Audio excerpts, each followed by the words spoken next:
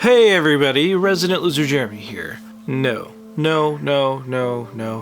So we have it in our heads that to own a business or to own a recording studio, to be professional in music, you want to hustle. You want to take every gig you possibly can. And there's some truth to that. But I think there's equal validity to saying no. Let's go.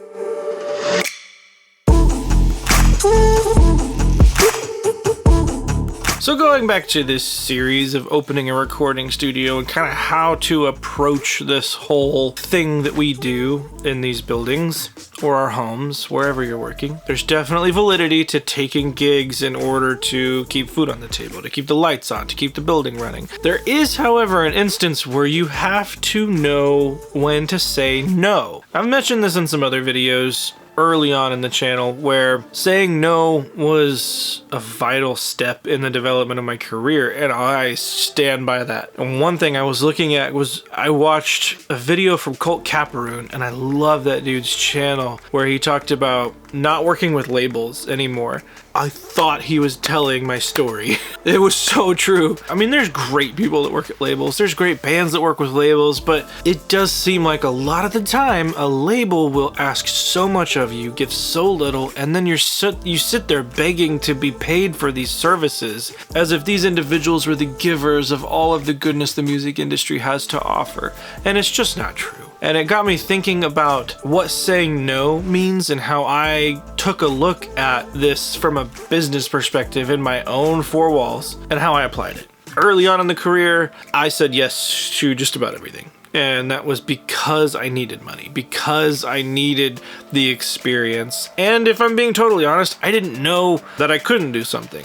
So obviously I was gonna say yes. This was definitely part of the Dunning-Kruger effect. Early on in my career, I thought I was awesome, so of course I was gonna say yes, right? By the way, I have a video of the Dunning-Kruger effect. I'll put the link at the end of the video if you want to check that one out.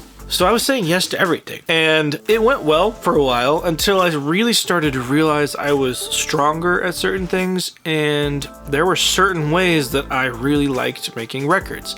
Ways that I was doing a better job, I had better outcomes, people were happier in general. So I learned my strengths as a producer engineer. Obviously that changes over time. Obviously you're going to constantly be reflecting on that and what your strengths are in those areas. But when I think about one of the first times I really said no to somebody, it was because they wanted to do something that I really wasn't comfortable with. And it wasn't anything crazy. It wasn't earth-shattering.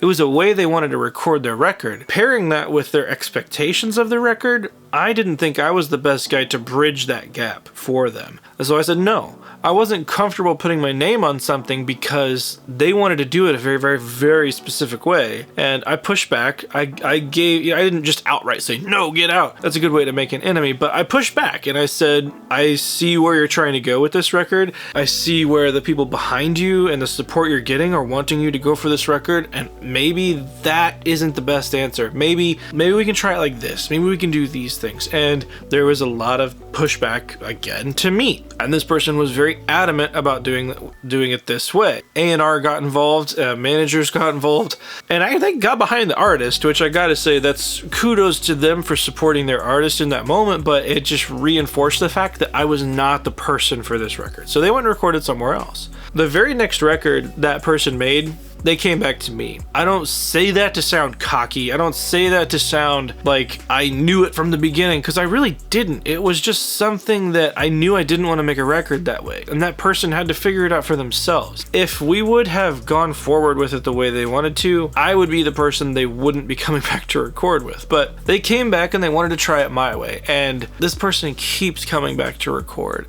I owe it all to that first time I said no. And from that person, there's been countless other records that have happened, and this is the person I said no to. Same thing with record labels.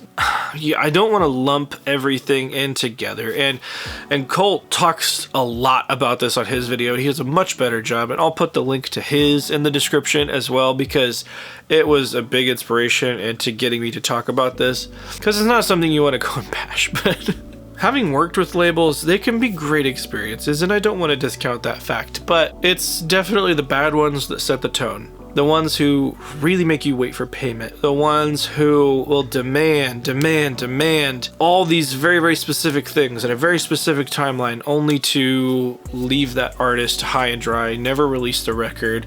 Especially in the instance where somebody's been picked up by a label for the first time, an artist specifically, when you're working through a label and recording a new label artist, there definitely is a weird relationship there of you can't get too close to this artist, even though you two are the ones in the studio working on this art. There's always this feeling of this person doesn't trust me. This is just where they're recording, and they're constantly on the phone with the manager, with the A&R, with all this stuff. And then even though that person is 5 feet away from me, it takes them talking to the manager and then the manager calling me to tell me what the artist is thinking, and we're sitting in the same room. And it's, you don't see it with everybody who's signed, but it can definitely be soul crushing. And I mean, you see it happen with younger people who have stars in their eyes about getting a record deal, and I totally get it. I was that person for a long time, so I can't hold it against them too much.